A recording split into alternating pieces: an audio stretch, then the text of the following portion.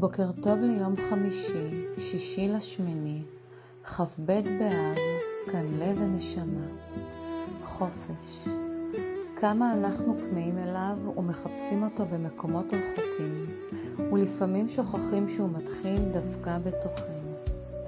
חופש הוא להיות שלמים ממי שאנחנו, לשחרר אשמה, לשחרר אכזבה ולשחרר פחד. לפנות מקום לחלומות חדשים ולהזדמנויות שלא האמנו שמחכות לנו. זה המקום שבו הלב רגוע, הנשימה עמוקה והנשמה יודעת שהכל מדויק. וכשזה קורה, כל נשימה מזכירה לנו שאנחנו חיים. זו נוכחות מלאה של הנשמה. זה השקט הפנימי שמאפשר ללב להשתחרר מכל מה שיכביד עליו.